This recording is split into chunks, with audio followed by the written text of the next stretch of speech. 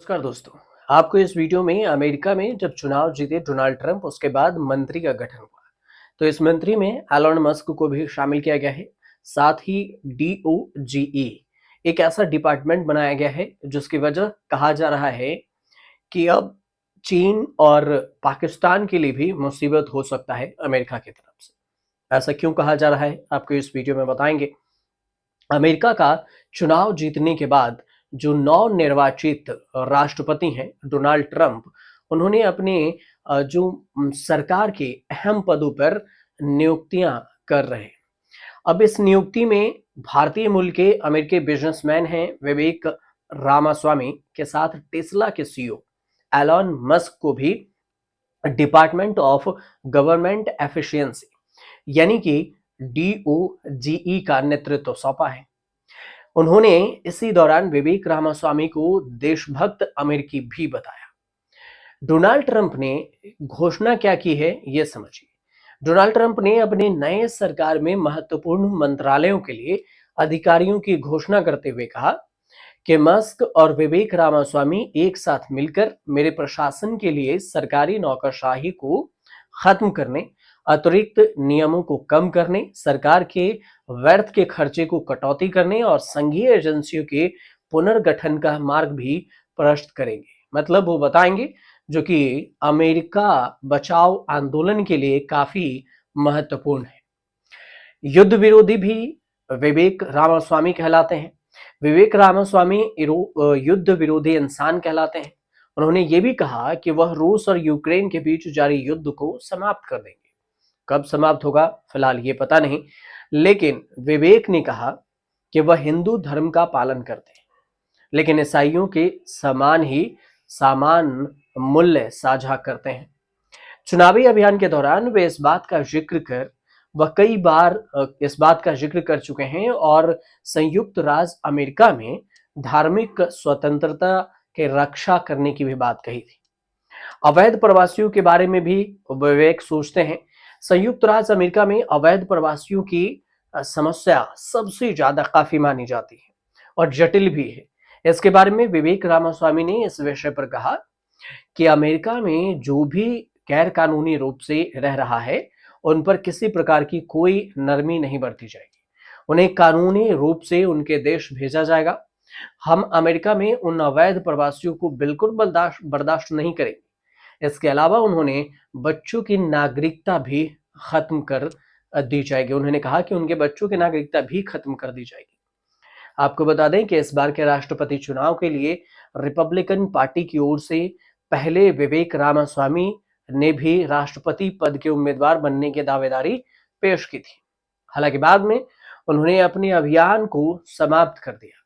Donald Trump को उन्होंने समर्थन दे दिया और अब डोनाल्ड ट्रंप के साथ मंत्री बने। सवाल ये उठता है सबसे पहले कि आखिर कौन है विवेक रामास्वामी। विवेक रामास्वामी रिपब्लिकन पार्टी के लिए राष्ट्रपति पद के उम्मीदवार की दौड़ में शामिल थे लेकिन उन्हें कामयाबी नहीं मिली थी। वे एक प्राइमरी जो है नहीं जीत पाए थे और उस दौर से बाहर होना पड़ा था। वो किताब के लेखक, करोड़ों के मालिक और उद्योग में बिजनेसमैन विवेक रामास्वामी का कहना है कि वो नए अमेरिकी सपने के लिए एक सांस्कृतिक आंदोलन शुरू करना चाहते हैं। ये बात उन्होंने कही है। उन्होंने ये भी कहा है कि उनका ये मानना है कि अगर दूसरे को साथ लाने के लिए कुछ बड़ा नहीं है तो फिर विविधता का कोई मतलब नहीं हो जाता। मतलब कि अंतर इसमें होनी चाहिए। 39 साल के रामास्वामी का जन्म ओहायो में हुआ। उन्होंने हार्वर्ड और येल से पढ़ाई की। बायोटेक्नोलॉजी के क्षेत्र में करोड़ों रुपए कमाए। इसके बाद उन्होंने असेट मैनेजमेंट फर्म बनाई। उन्होंने बायोटेक कंपनी रोयोवेंट साइंस की स्थापना की जो अब $7 अरब की हो चुकी है। वो एक इन्वेस्टमेंट फर्म के भी सह संस्थापक हैं। फोर्ब्स के मुताबिक विवेक रामास्वामी के कुल संपत्ति $63 करोड़ है। $63 करोड़। विवेक की शादी अपूर्वा से हुई है और वो Ohio State University Wexner Medical Center से सर्जन और असिस्टेंट में प्रोफेसर हैं। विवेक अपने परिवार के साथ कोलंबस में रहते हैं। उनके 2 बच्चे हैं। विवेक रामास्वामी का जो जन्म प्रवासी है वो भारतीय माता पिता के परिवार से ही हुआ। वो भारत से ताल्लुक रखते हैं। एक रिपोर्ट ये भी कहती है कि उनका परिवार केरल से अमेरिका गया था। उनके पिता वी गणपति रामास्वामी ने कालीकट के नेशनल इंस्टीट्यूट से ग्रेजुएशन के बाद इंजीनियर के तौर पर काम किया। उनकी मां ने अमेरिका में एक मनो चिकित्सक के तौर पर काम किया। 2023 में अयोवा स्टेट फेयर में विवेक ने बताया था कि उनकी मां ने अमेरिकी नागरिकता ली है, जबकि उनके पिता के पास अब भी भारतीय पासपोर्ट है। रामास्वामी पहले रिपब्लिकन पार्टी के राष्ट्रपति उम्मीदवार पद के दौर में थे, लेकिन अयोवा कॉकस में चौथे नंबर पर आने के बाद उन्होंने अपना अभियान छोड़ दिया था। इसके बाद जब वो ट्रंप से पहली प्रेसिडेंशियल डिबेट के लिए उनके साथ अटलांटा गए तो खबरें आई कि वो रिपब्लिकन पार्टी के उपराष्ट्रपति उम्मीदवार बन सकते हैं। अब सवाल ये अंत में कि चीन और रूस के गठन पर विवेक की क्या राय है, साथ में पाकिस्तान पर। उनका मानना है कि अमेरिकी सेना के लिए सबसे बड़ा खतरा चीन और रूस संगठन है। नाटो ने भी यूक्रेन के न शामिल होने का अस्थायी आश्वासन है, लेकिन उसके बदले रूस को अपने गठबंधन और चीन के साथ सैन्य समझौते के पीछे हटना होगा।